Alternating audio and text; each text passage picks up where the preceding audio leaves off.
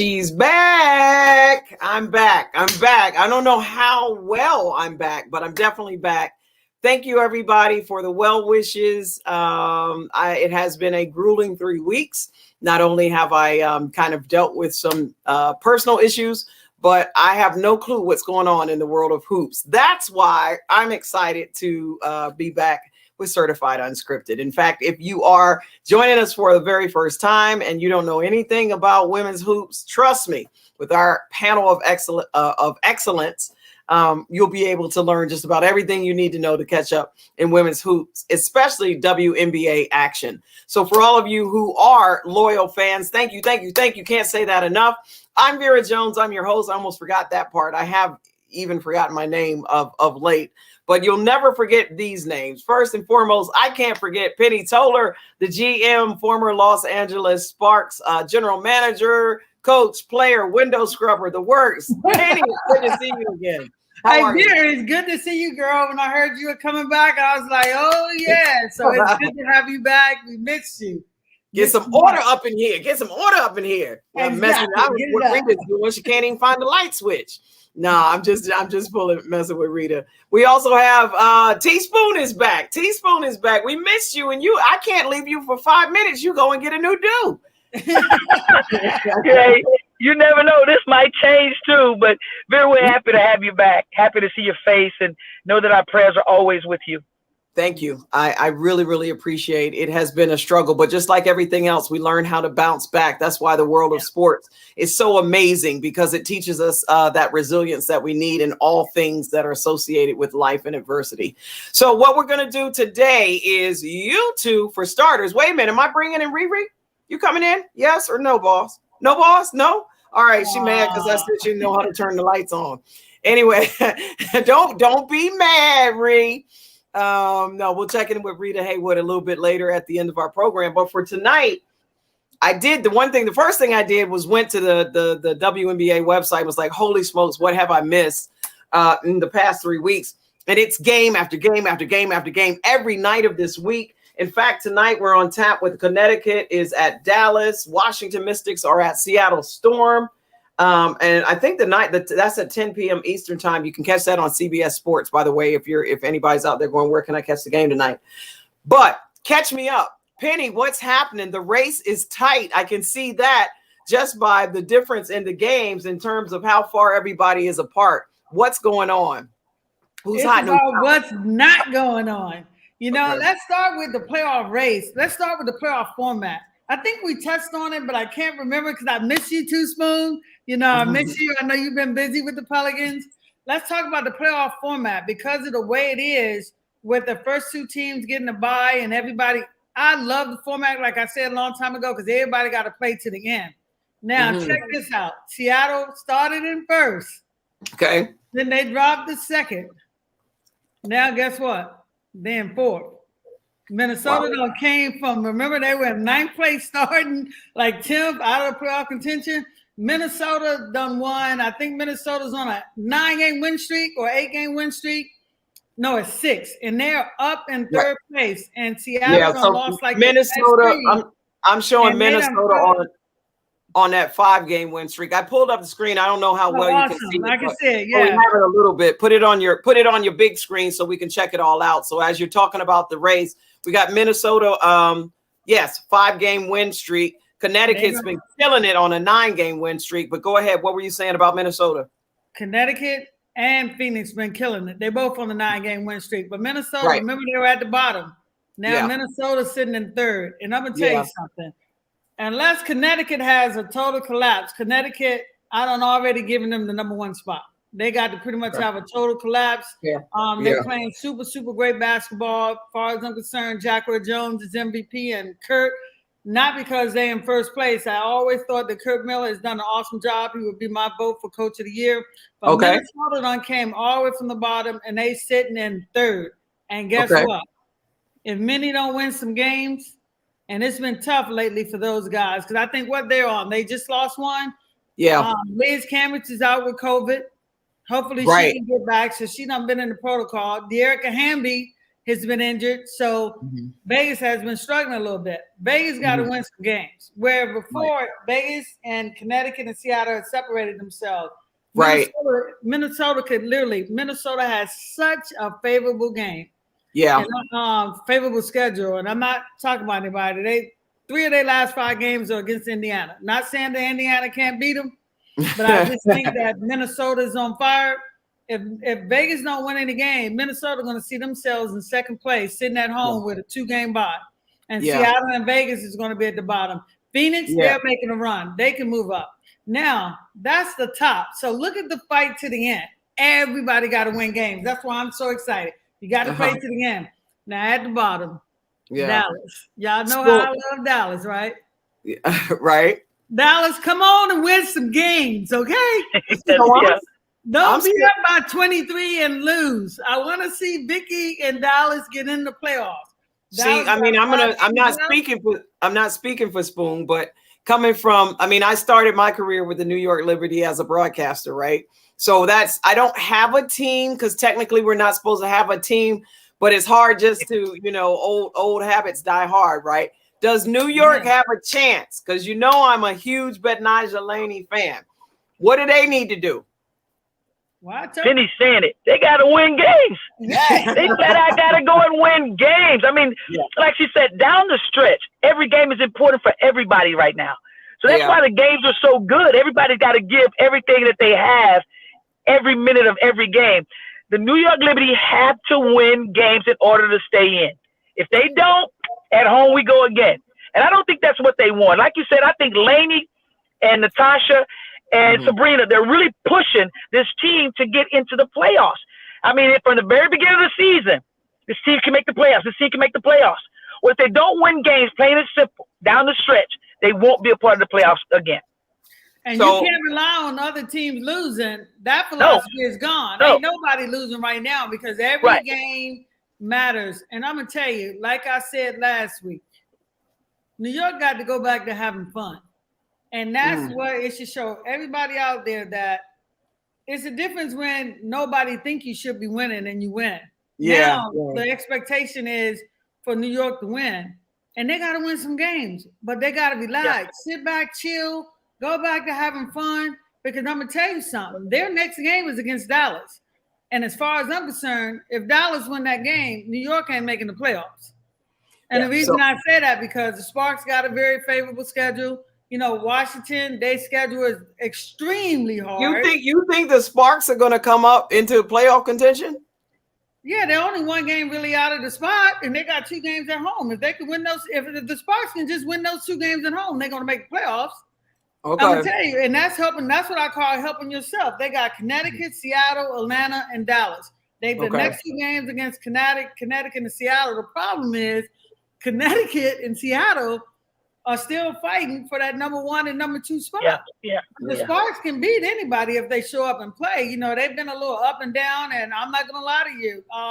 The bullseye is out. That's Christy Toler. It's a wrap for her for the season. She fractured her pinky finger. Everybody going to, and to be honest with you, they got to find some consistency and find it quick. Because I'm going to tell you right now, they lose and know some tough competition. If they lose, hopefully they could beat one of those games, if not both. Because Seattle's on a little sled too, so maybe they could catch them. Let me pork in it. I want to pull out the elephant in the room because the comments are coming up, so I'm not the only one thinking it. Okay, and I like to have my little crowd with me, backing me up on this. But tell the truth, Penny, are the Sparks hurting without Candace Parker? Because the Sky seems to be doing. Oh, the Sky is in 6th place and they can't improve. They would go into the playoff in 6th place unless all those teams above them have a catastrophic something bad happen. And I hope it don't. Something really bad would happen. So I don't see them improving. Come on now, let's be realistic. I mean, anybody in their right mind, they're not only hurting because of Candace, they're hurting because of Chelsea Gray as well. You know what I'm saying?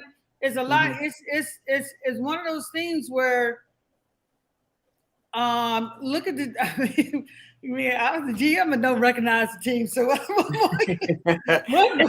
What more can I say to you?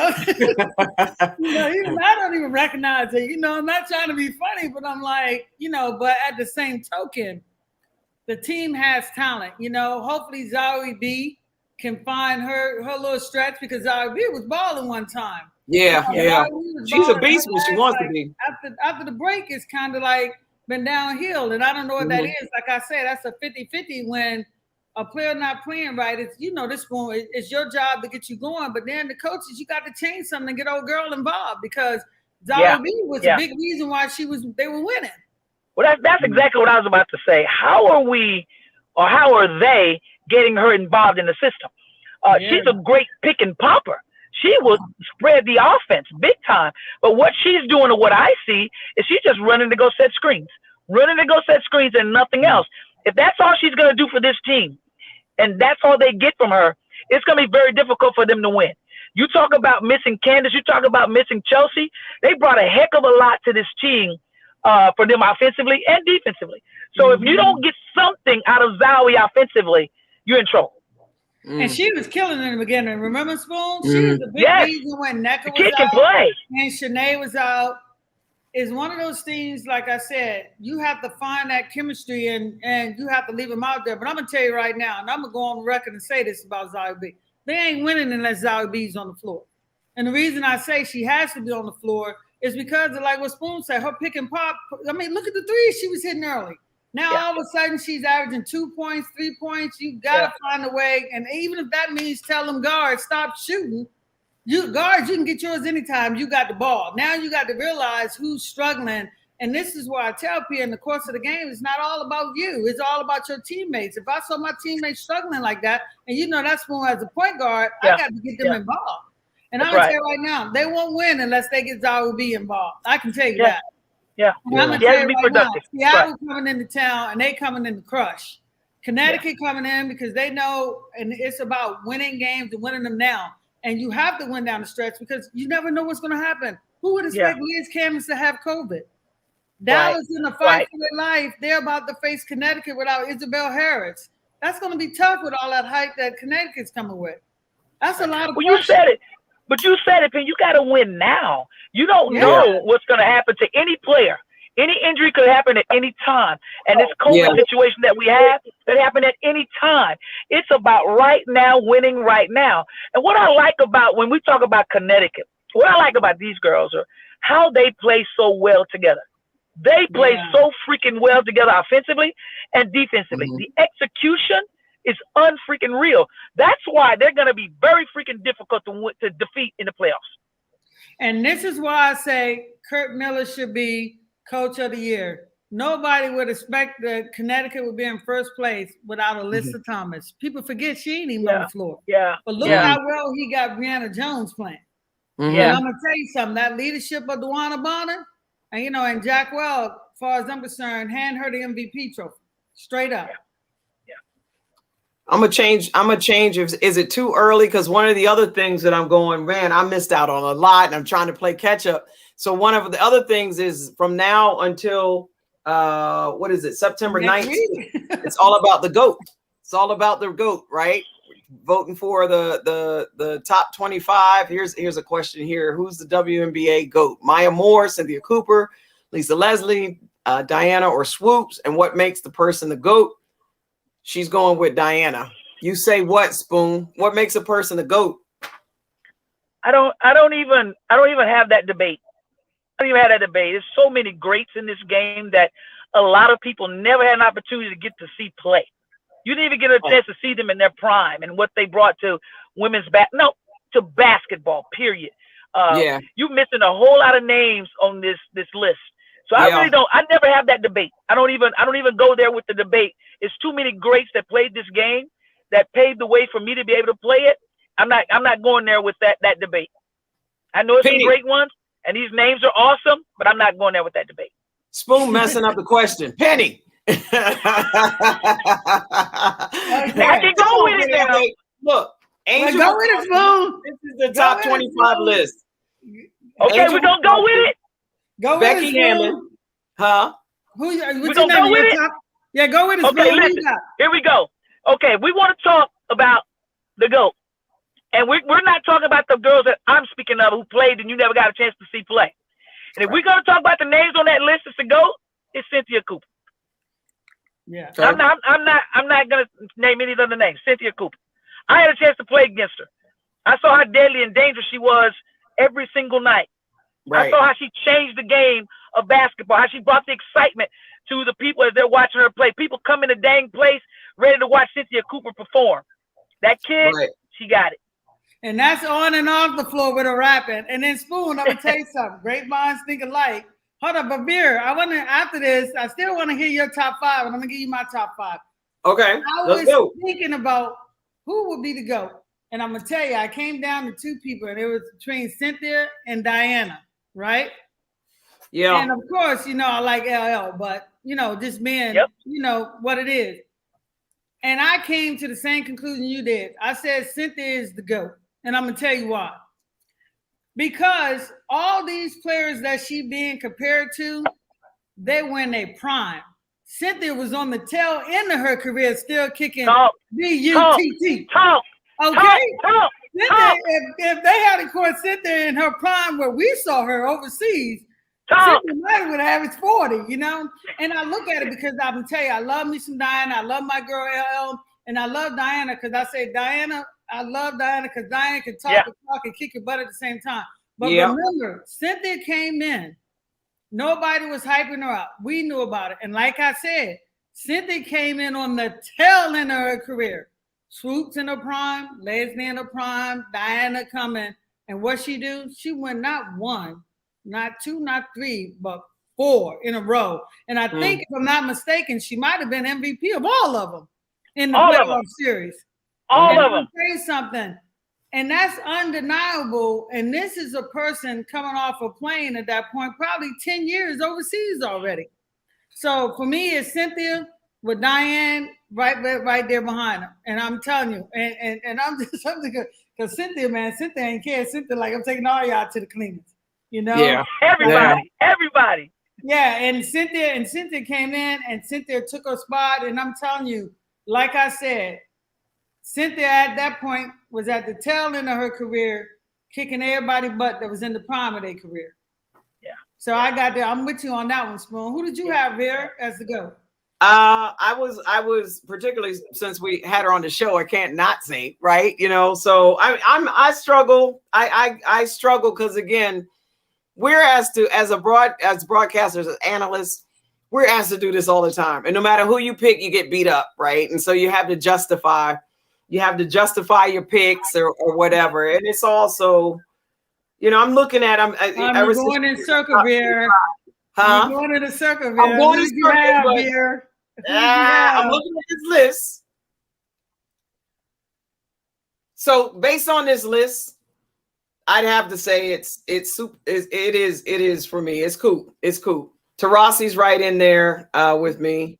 I happen to think Stewie is going to emerge as in her own right. I think, if all things go well, it'll be tough not to put her in that conversation at some point. Well, that goes for a lot of them, as time move on. I loved Yo-Yo. I love Yolanda Griffith. I loved Yo-Yo. So see, that's what I say about Lisa, though.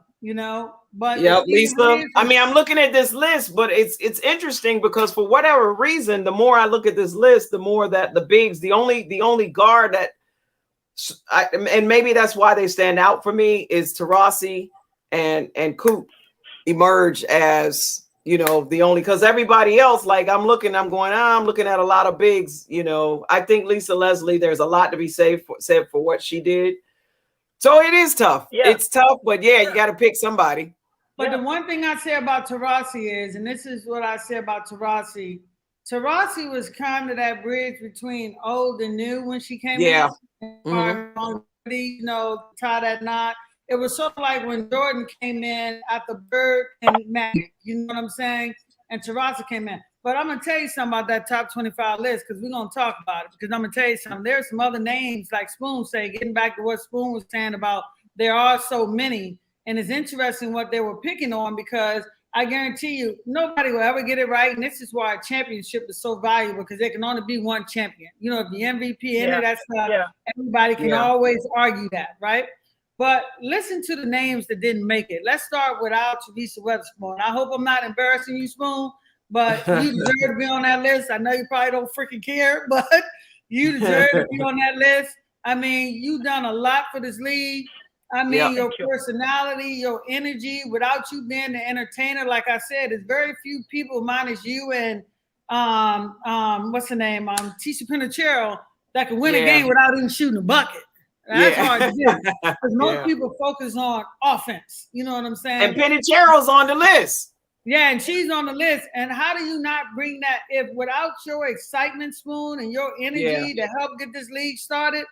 Oh, well, that would have been tough. And your energy, and I mean, think about it. People still know you when you walk down the street. You know what I'm saying? And I was like, wait a minute. Okay, let's start with Spoon, right? Now look, and I'm just saying, well, I consider myself, you know, I am an expert in basketball. Yeah, I am, right? So how does Spoon not be on there? And like I say, it's tough. But then you turn around. Can somebody explain to me why Deanna Nolan not on the list? She only got 3 titles. Killer. And you spell killer, she gonna take anybody to the cleaners and to the rack. And think about it. Talk, Penny. She didn't play the last 8 or 10 years of her career because she stayed over in Russia. She might have had a couple of more titles. And then I think people forget, and this is why you got to know your history. Can somebody say Andrea Stinson? Yeah, she could ball too. You talking. And then you got, I don't know how people can forget about Dawn Staley. Yeah. You know what I'm saying? Dawn Staley was there. If I'm looking on my list. Dawn's not even on this list. No, Dawn's not on the list. Dawn's not on this list. She should be on that dang list. Okay, well, nobody say. Spoon's not on the list. Dawn's not on the list. Deanna Nolan's not on the list. Who else did I say? Andrew Stinson's not on the list. And then I don't care what happened to Shamika, but Shamika Holt's not even on the list. Yeah, that's right. Wow, yeah. Wow. Shamika Holt's not out on the list. And then if you're going to go on stats, and I'm just going on stats, and people, they forget that Lisa ain't do it by herself. She had a serious ass sidekick in Lisa Milton-Jones, who got two Olympic gold medals. Yeah. You know what I'm saying? Because I'm looking at some of the people now, I'm like, wait a minute now. If you're going on stats, and the Lisa stats can battle anybody's stats on there, and they can. I mean, literally, right? And so, what do you think? What do you think about the argument then about? Look at the people who evolved the game. Who evolved the game the most? So one of the things, so this is one of the little backyard arguments we have, especially when it comes to men watching the game, right? So once upon a time, if you want to, there's always been women, you know, that historically we've always supported us, right? The little niche of women who just love the game. But when the game took off, one of the things the WNBA did is when it took off, suddenly now men and sports fans started taking notice. So for me, again, I'm coming from that media side of it, which may not be fair, but you have to factor in how much of who helped evolve the game and bring it to the forefront in this day and age. And that's why first thing people say is, oh yeah, I caught the game. Yeah, I'm like, well, what you know about women's basketball? Well, I know Lisa Leslie. Now, some of that could have just been media hype because there are certain people that get more attention. So I get that. But how much does that factor into it? You can't just, if you didn't know basketball and you said Jordan, everybody, whether they knew it or not, are going to say Jordan. You can argue whether it was Kobe or whoever else, LeBron or whatever. But from a worldly perspective, media perspective, they evolved the game. So Spoon didn't. I'm going to let you go. I just got to get this out because I'm about to burst. Spoon didn't help evolve the game. Dawn Staley. No, I'm saying that's what I'm saying. No, how much does it matter? Walk down the street and go, do you know Spoon? Like I said, I'm about to embarrass Spoon. Oh yeah, Teresa Weatherspoon. Do you say Spoon?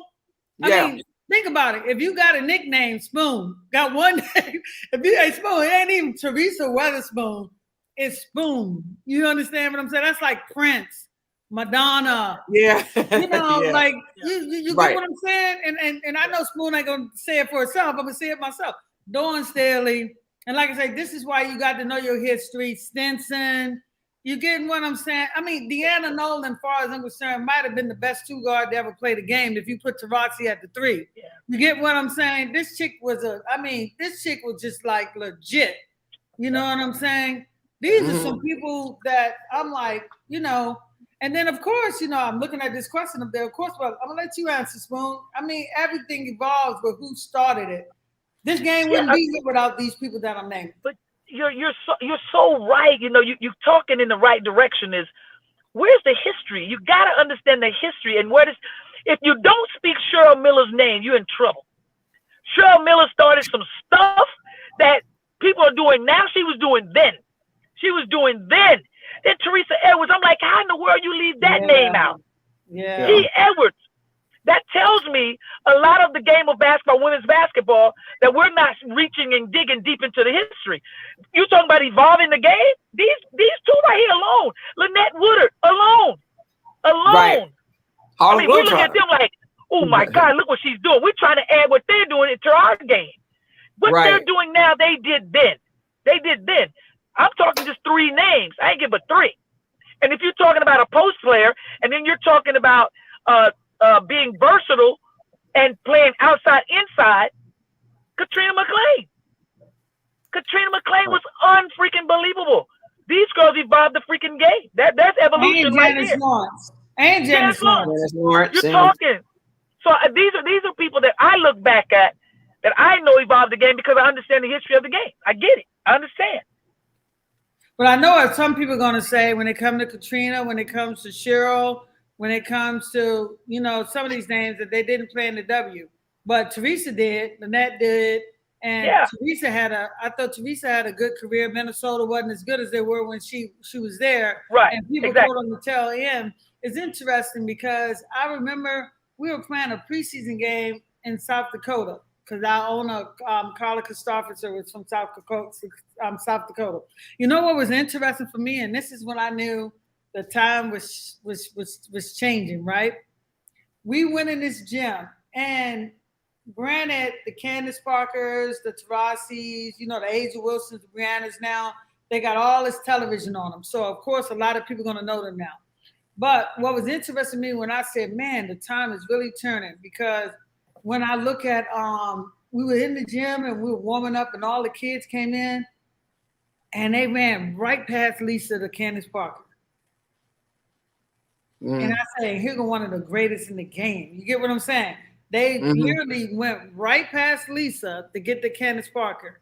You know, which would probably be the same for Jordan now. And they would probably run past him and get to LeBron. You know what I'm saying?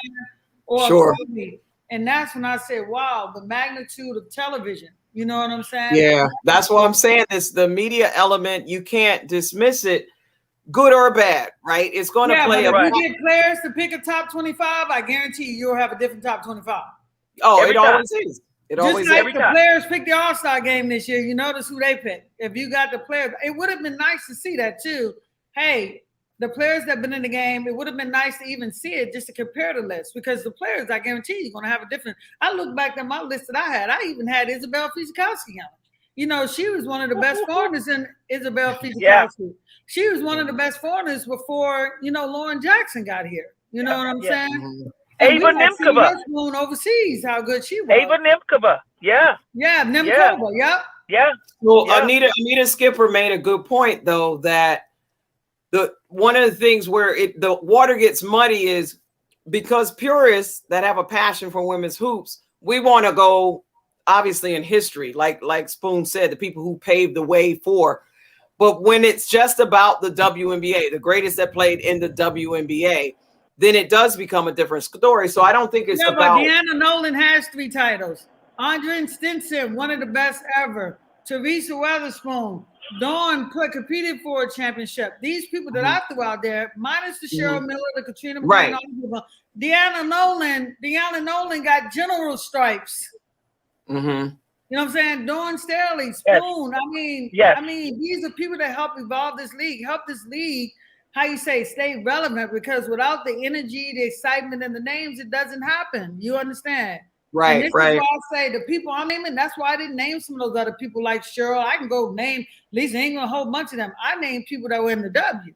I'm talking Deanna Nolan, Dawn Staley, Teresa Weatherspoon, Andrea Stinson, Jen Gillum, Delisha Milton, and Grandmama. Delisha Milton, and see, it's unfortunate that people like Delisha Milton is getting looked over because Lisa was on the team. It's unfortunate that, okay, how do you name Cappy and Taurasi but don't name DeWanna Bonner, who had a big hand in Phoenix winning those titles? You know what I'm saying, Spoon? Yeah. No, you're right. You're on point. I totally agree. And I also think another name, everything is crossing my mind when we're talking about these young ladies who are so freaking good, and we played against them. If Michelle Edwards did not have injuries, oh, man. You talking about a freaking athlete? Oh, man. Just go back and take a peep at these ladies that we're talking about and see just how freaking good they are. Take a peep. Yeah. I mean, that's why I'm like, you know, and I know everybody can't get on that list, but I mean, how do you forget about Shamika Holsaw? Yeah, I think we had that comment a couple of times. Yeah. The impact that she had coming into the game, you know, if you're really looking at impact, I mean, Shamik, I mean, that's why all the stuff that happened to her is so big because her name was so big. You know what I'm saying? Yeah. If she was a nobody, then nobody, I mean, I'm going to tell you right now, Meek was the truth. So all 5 positions. But I want to know, maybe this, I'm going to take it this anger. So why is it that certain people do rise and we know those names? And like you said, for instance, I won't say no one's talking about a DeWanna Bonner, but it doesn't, you know what I mean? Why is it that on any given team, there's that one name that always seems to surface, that one or two? Is it marketing? Or is it legitimately that's who the fans are talking about? Why is it? Come on, Vera. Come on. You know certain players are marketed more so than everybody else. I do know that. And I actually I'm gonna put myself in there. I'm gonna talk about myself. Okay. Being in New York, every freaking time you turn around, it was my name, my name, my name. I couldn't play the game by myself. I'm like, hold on. There's 11 other girls that play this game with me. Their names need to be mentioned too. Their stories are valuable too. So that's why you hear the names of other people. Are they great at what they do? Yeah, but it's marketing. It's media. Media calls out those names too. Media calls out those names. They speak about those names, and that's all you really hear about. But there's others who do such great things that when we play against them, we know. So we'll bring it to the forefront. We bring it to the forefront. That's why we're talking about those players. But media and marketing, that's how those names are out there all the time. So then, because how do you forget about a Deanna Nolan? I'm gonna tell you how you forget about it, because she's quiet. Tweety. She's a silent leader, but she's a silent leader with 3 titles, and Detroit don't win without her. People forget about it because she's not boisterous, and you know she was about the ball. Let me win these titles and go on by my business. You know what I'm saying? Right. And this is why I say if you let the players pick, you know, which is, and look, and I ain't hating on nobody, but I'm just using this as a perfect example, okay? And I love all my players, even still to this day, right?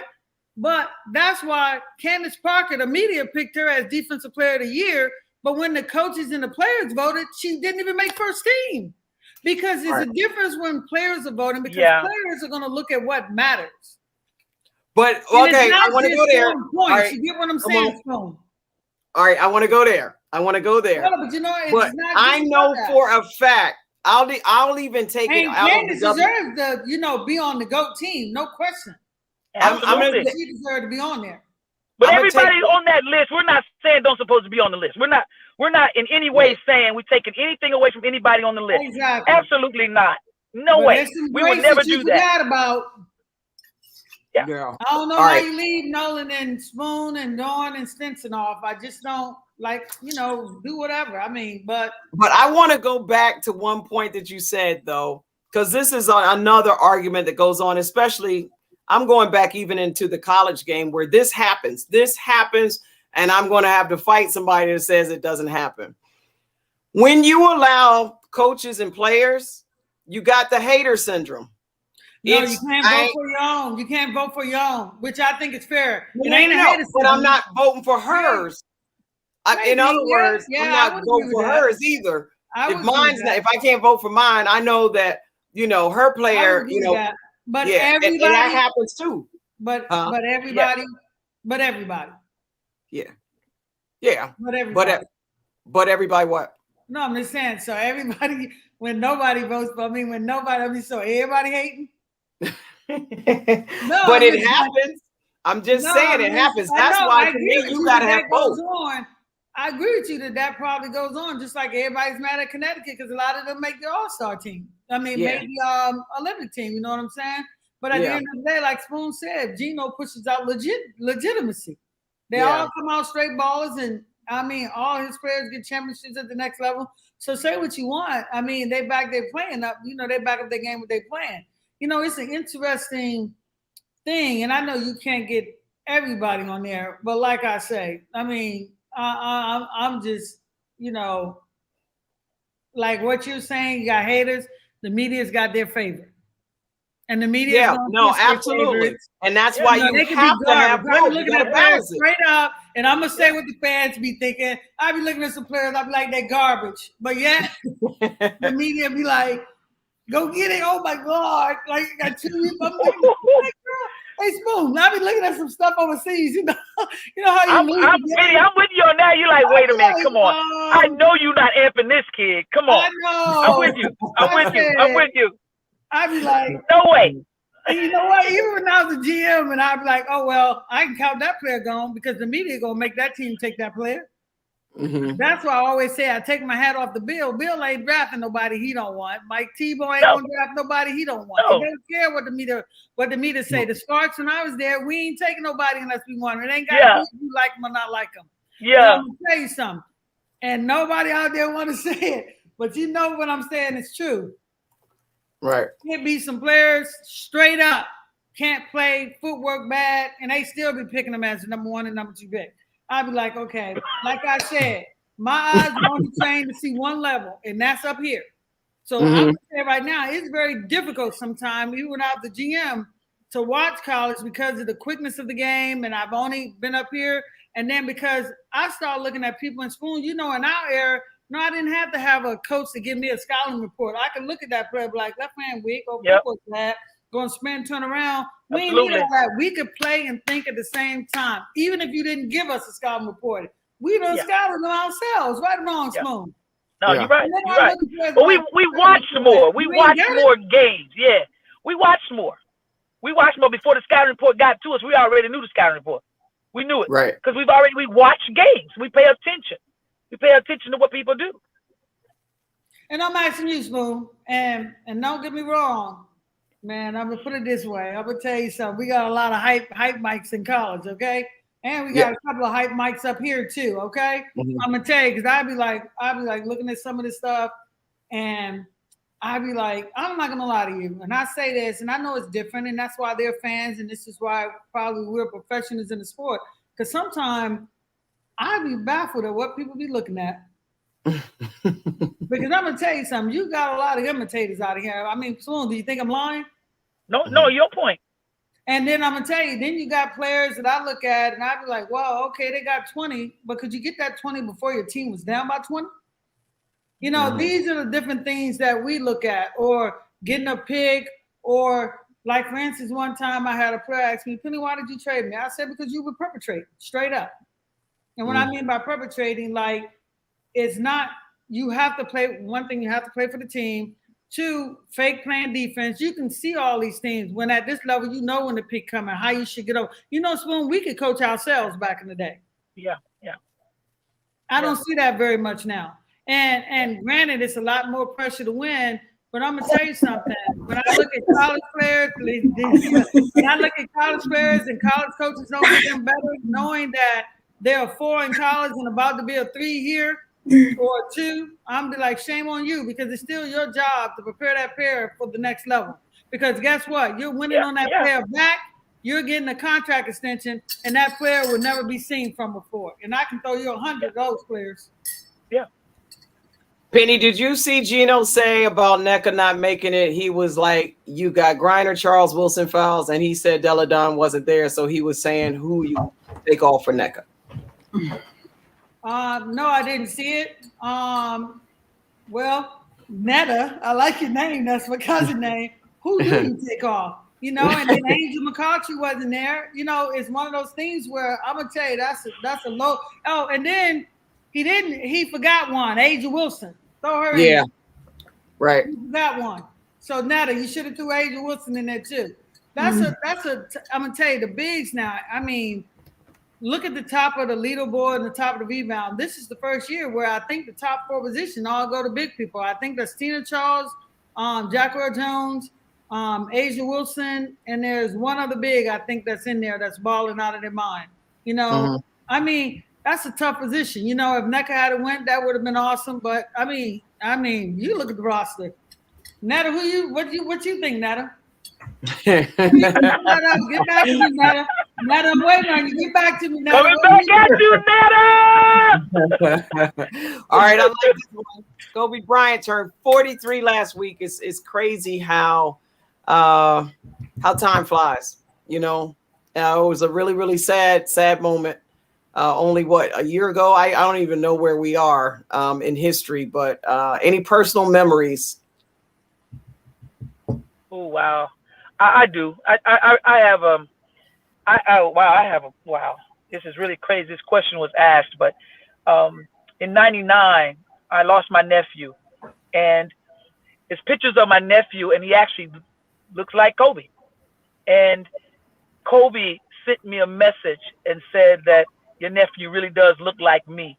And he was, kind of giving me the well wishes and telling me he's here for me. Really looked just like my nephew. And he kind of came to our family, kind of helped our family a little bit, lifted us, through the times that we were going through. Kobe's a great guy. He's a great guy, not just basketball, you guys. We all know. And I'm a Kobe fan. I love him with everything in me. I love his approach. I love everything about the guy. But not only is he a great basketball player, this guy's a great dude. He's a great dude. He's caring, he's giving, he's kind. And what he did for us as women playing the game of basketball to sit and come and watch the W, that was big. Now you saw a lot of other people starting to do what Kobe did, but Kobe was greater than just a basketball player, man. He's a great guy. Yeah. And what he did for me and my family during that time, I'll never forget, ever. Wow. And Spoon, just like what you said, Kobe was an awesome guy, and Kobe came because he wanted to come. And a lot of people, and I know a lot of people are coming because they wanted to come, but why does it take that, Kobe has to come for you to come, or because he died and then you come in? Kobe was awesome. We had his dad, he was with the Lakers when the Sparks, first came in existence.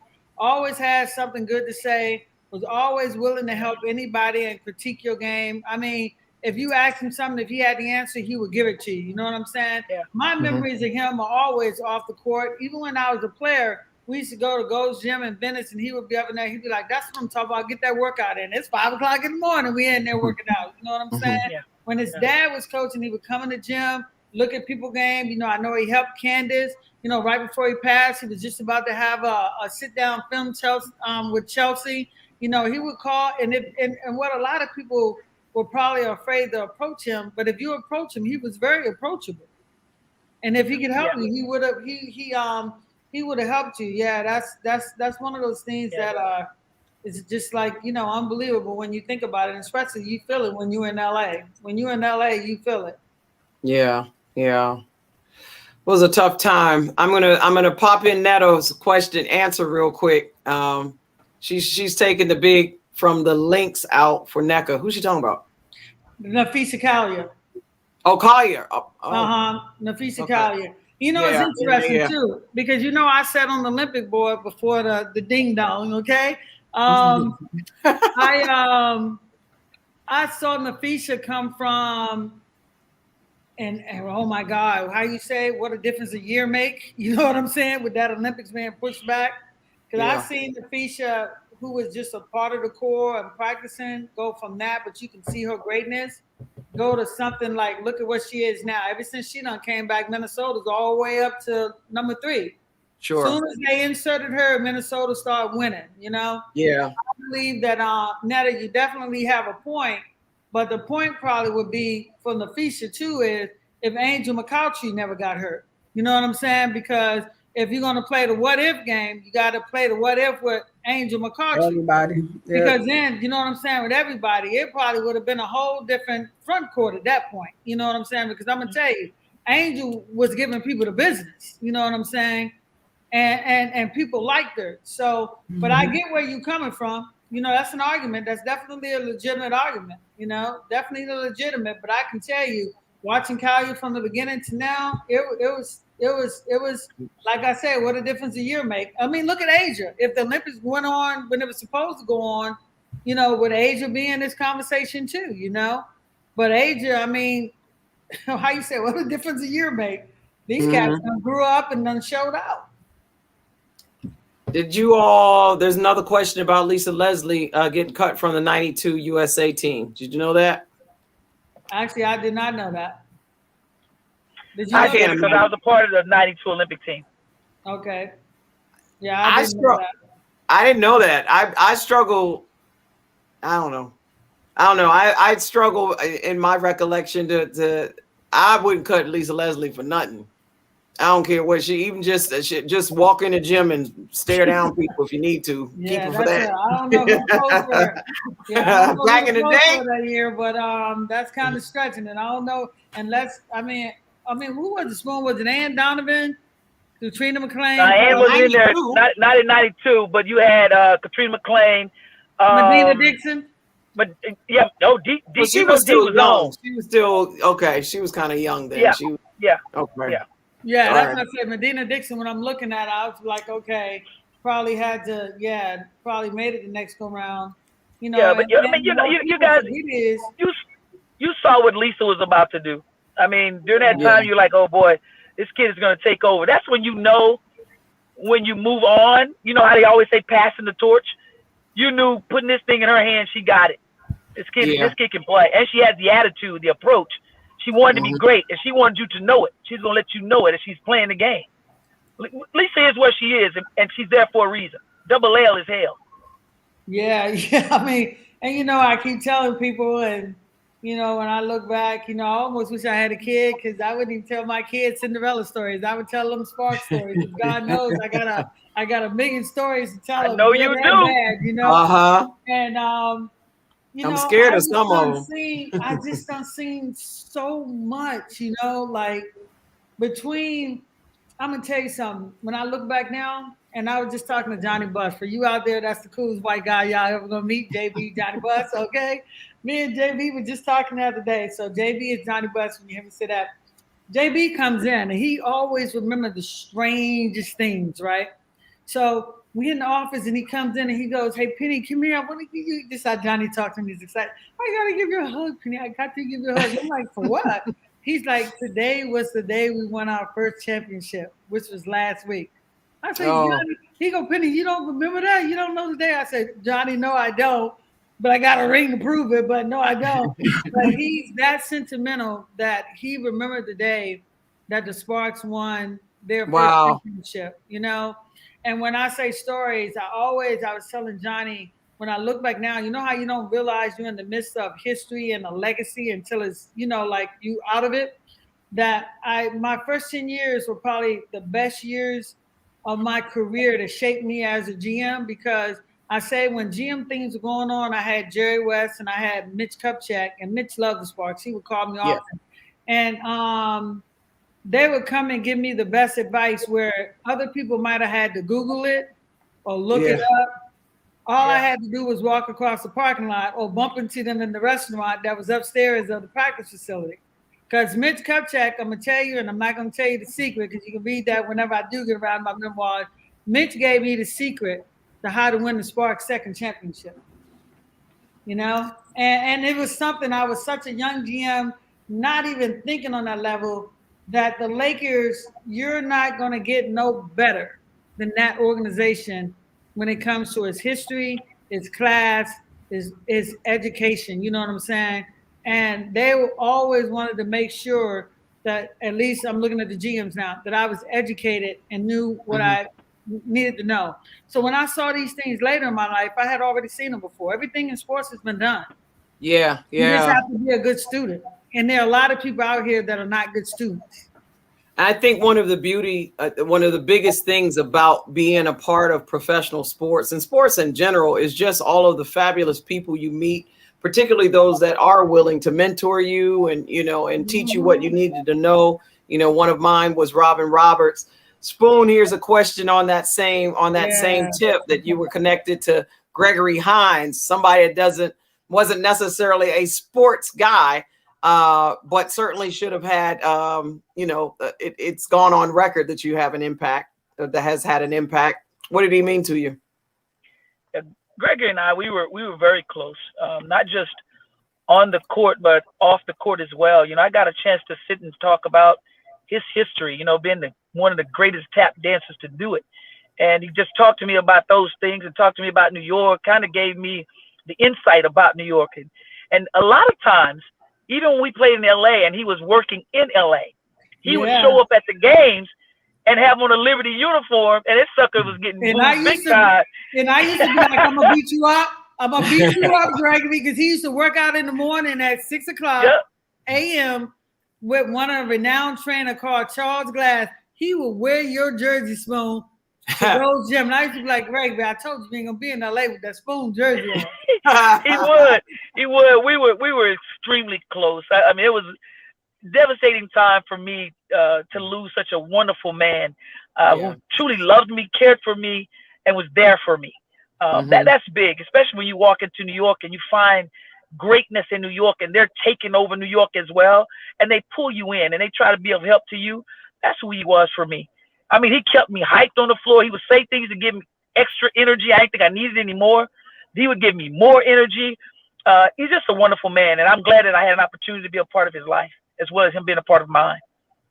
Yeah, he was amazing. He used to always say, Penny, I'm not, when y'all not playing the Liberty, I'm a root for the Sparks, but when it's just, I cannot do it. He was like, I cannot do it, Spoon. I'm telling you. And I used to see him all the time when I was a player in Webster. That was your man. I'm going to tell you, that was my guy. That was my guy. That was my guy. A dude. Still my dude for life. When you're in New York, do you ever feel like you are the icon that you are? When you're walking down the street, do you still get noticed? Do people still want to say, ooh, that Spoon, will you give me an autograph? How much, I don't know how much you get back to New York, but how much of an impact did being a part of the WNBA and being such an icon, how much does that affect your life even today? Oh, gosh. I'm forever going to say New York is home, forever. And I do take major walks in Harlem all the time. And the one thing that I always get is, you're walking in Harlem alone? Absolutely. Absolutely. I'm walking alone because I want to be a part of you. They made me feel comfortable. They made me feel accepted. And to this very day, if I walk in Harlem, they do notice me. And a lot of times the cool part is some of them still think I play. That's the cool part. I'm like, no, I haven't done that in a while, man. That's the cool part is them just being I guess the cool part is they watched. They watched. They watched and they accepted us as elite athletes. And that's the way they saw us. And I get a chance to do a lot there. If it's in the Street Ballers, I was a part of Street Ballers. I go to Dykeman. I go to Rutgers. I went to the West 4th Street. I played in the Cage. Just wanted to experience everything about New York. New York is home to me. It is home to me, and the people there is family to me. Yeah. Grab one more. Let's go back in history a little bit. Blast from the past. How good was the 1986 Texas team that won the title? Can you remember? Can't believe they talking to me about University of Texas. I was just about to say, I was waiting on you, Spoon. I was waiting. I was waiting. And one like it. Also back in 86. They really going back. Wow. Goodwill team. What do you think about that team? Hey, we were good. We were good. And the World Championship team, when we went into Russia, and Russia they were big time. And they were picked to win the entire thing. And we went in there and we won. We became the world champions playing against them in Russia. We were one of the best assembled USA teams I thought ever. We were pretty good. We were darn good. Man. And what's interesting is how do you even compare after so many years? You know what I mean? To even think you can. when you think about what, oh my gosh, like it blows my mind because 86, I'm in college, you're in college. Right. Yeah. And I'm trying to even compare, I'm trying to feel the game back then as it is today, right? Yeah. Is it a fair comparison? You know, when you compare a lot of things we did not have, including I'm back to the media, but the media exposure and a whole bunch of things, certainly some of the equipment. I remember even in training, you know, we were training like football players, so they didn't understand the difference even then of a woman's build in terms of, you know, we were like, oh, max out at 275. I'm like, get it off my chest, right? So many things were different in the way we played and the way we trained and the way we were taught. So I guess one of my questions would be, what has been the constant? What has remained the same when you look back and you think about, and you're saying that was one of the greatest assembled teams ever in 86. Yeah. Come on back up to 2021. What has remained the same? What's the constant in the game? I think yeah, there you go. It's not. You can't compare that. Yeah. I mean, that's like apples and oranges. Yeah, you know, like I said, it's two things that's always going to happen: Father Time and evolution. You know what I'm saying? Yep. And that's what life's supposed to do: evolve. You know, it's just like everything evolves into something else. It's good in this time because if you take the young kids now, they'll say, "Oh, this was the greatest team," or "The team before was the greatest team." It's just about evolving. You know, nothing ever stays the same. You know, nothing ever stays the same. But the only thing that you have, I would say, and it's not so much even comparing them, is that what I said about the women's team is consistently great. And that's why what Dawn did this year was amazing. 7 Olympic gold medals for the women's team. Yeah, and I was about to say that, Peanut. I was about to say the thing that I like the most is USA women's basketball have been consistently consistent. Yeah. Mm-hmm. Plain and simple. Yeah. And looking at what's coming out of college, and you know, when I look at the young players, like you said, Brianna Stewart, and like another 10 years probably would to these players who've seen her will probably be the GOAT, like what you said, Vera. You know, but you look at Brianna, you look at Jewel Lloyd, you look at Arike, you look at Asia Wilson, you look at you know, the Chelsea girl, all these young players. America ain't. I mean, we're just gonna get better. We still gonna be able to send 3 teams. You know what I'm saying? You know, look at Paige and that Connecticut. You know, wait till she gets up here. She's already I got a pro game when she gets up here to play. What's her name? Rain or Rihanna, the kid from Kentucky. I think she's legit. You know, that's coming into the league next year. You know, you got a lot of the WNBA is gonna be in good hands. You know what I'm saying? But it would be nice. These players, they need to know its history. They definitely need to know the history. Well, good note to end on. Here's a little piece of history: is Yolanda Griffith and Lauren Jackson going into the Hall of Fame this weekend.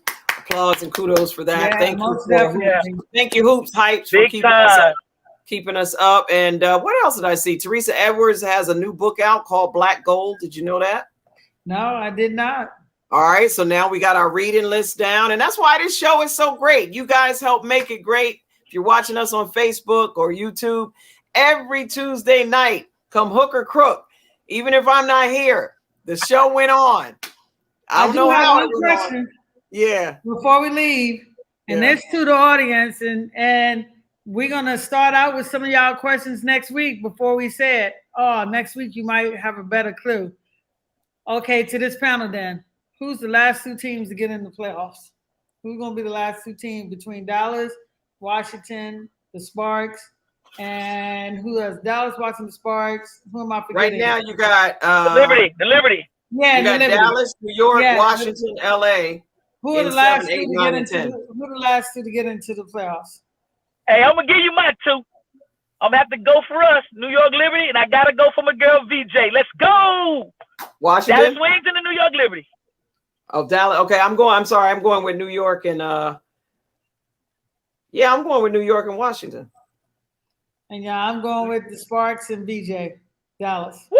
All right, okay. That's how you're supposed to go. Let's go. Let's see. Come on, Larry. Don't let me down. Don't let me down. All right, let me know. Tune in next week. Mystics and Storm play tonight. Yes, they need wins. We got a bunch of games coming on tomorrow night, 7 and 9 o'clock. You got Phoenix at Atlanta on NBA TV, and at that's at 7 o'clock. 9 o'clock game is the Minnesota Lynx at the Las Vegas Aces. That's going to be on ESPN2. And that's so keep it up. Watch the games. Get your questions in. We'll be back next week. When it comes to women's hoops, we're not new to this. We're true to this. We are certified unscripted. All right, we'll check y'all next week. Thanks a lot for joining us. Peace out. Yeah.